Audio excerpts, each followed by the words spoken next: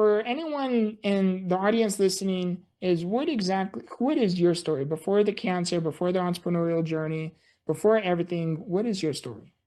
My story before it all is a little boy with a huge heart, a huge desire just to be, be loved, share love, be loved, all that. And also somebody that always had a paintbrush and was doing some level of art, right? Like I grew up on the south side of Chicago, as Victor shared, and the way that I like to describe it often is that I grew up in a home that was full of lots of love, but in a neighborhood and an environment outside that was quite chaotic and a lot of things going on all the time. We can go into it pretty quickly. By the time that I was 21, every single guy that I grew up with playing football with on my block had all been either murdered or also died of some sort of ailment or disease. So for me, I was just really grateful to one, have art at such a young age, but also to have love within my home at such a young age, because I think that what it really did is it nurtured my young soul, even though I was an old soul the moment that I came onto the planet. But yeah, I think that that is where my story all began, and it's also who I've been wanting to keep evolving into these days as well. Like just every single day getting more and more back into what does it mean for Alex and 2026 and beyond to come home to being an artist and all the ways in which I live, all the ways in which I love, I give, and all the different ways. Wow, that's incredible. So you said you grew up in a rough area, so to speak, where your home life, was kind of peaceful, but outdoors, externally, it was pretty chaotic at times. It wasn't the greatest of environments. And you said that art is what helped you navigate those processes. Did you ever go through any moments where because you're surrounded by such environment, right? Did you ever feel like those outside influences almost influenced you in a negative capacity that maybe you had to fight through to stay grounded with who you are? 100%. I think that it's that old quote or that old adage, which is we become products of the environment, right? Yeah. Because whether I had lots of love in my home or not, where I spend the majority of my time on a day-to-day basis was really in the external environment because I had school or I needed to do the travel to get home from school. So I was spending a lot of time outside of my home. And it's not to say that even the family home was perfect either. I think that we all have our own issues when it comes to the from family dynamics, right? There's a lot of challenges, a lot of things that come up with that. And I'm just really glad that I was able to be planted and nurtured in a way where when I did go outside, even when my eyes were looking left or my thoughts were going right or something like that, and I think I just did those the wrong way, but whatever. Even when that was happening, I still knew deep down inside what I would say, should I be doing this or should I not be doing that?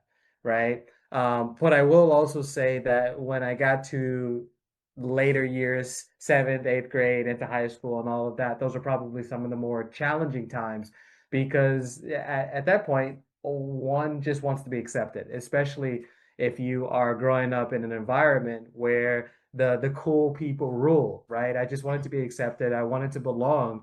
And at times when you want to be accepted, when you want to belong, you may begin, or at least I'll speak for myself, start to do things that the deep down, that still, that quiet place within me may not necessarily be doing. But we have to live and we get to learn from that living. Yeah, and that's actually a good point to touch on too, is how you talked about your environmental influences especially you said like seventh, eighth, and ninth grade, I believe you said it was when you were going through that, did you ever get bullied or picked on just because maybe people seeing you like you're kind of it sounds like you're trying to keep your peace, right? And these outside influences are obviously being influenced. Did you ever get bullied? Maybe people seeing you as too soft because you weren't associated with, like you said, with the Mm. popular crowd, right? Did you ever go through any experiences like that? I think that from a very young age, people people, adults, but also lots of kids saw me as just kind of being like an odd kid. Now, one of the things that I was great at was being a chameleon. So I was able to go in like between the interdynamics of different social groups throughout these different schools that I attended, throughout the different groups that I was a part of, communities and all of that. Uh, and I think that way that a lot of people looked at me was like, yeah, Alex, he's the weird one. He's the crazy one, right? He doesn't necessarily belong to this particular group. He doesn't necessarily belong to this particular way of seeing the world or operating in the world or thinking or any of that. And I think that that was something that luckily for me was something that was accepted by most people.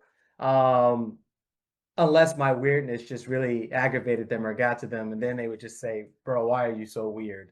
Which I think that when I was younger, because I was looking for such belonging and such connection, that weirdness factor was something that I was not trying to be, right? Whereas nowadays, I think it's cool to be weird because there's enough people. I was sharing this with one of my friends earlier that we had a conversation here in Miami with a few weeks ago, and I was sharing with him. I was like, it's so cool being who we get to be and who we are as unique individuals because the crowd over there of everybody trying to be the same is so crowded. It's so, overpopulated. And it's really cool being able to embrace who we are.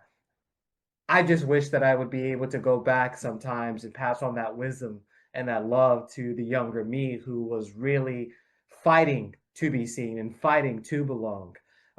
Because I also was a heavyset kid as well. And that was one of the big reasons why people would pick on me. That was one of the big reasons why people would make fun of me or do anything like that is because I was quite overweight.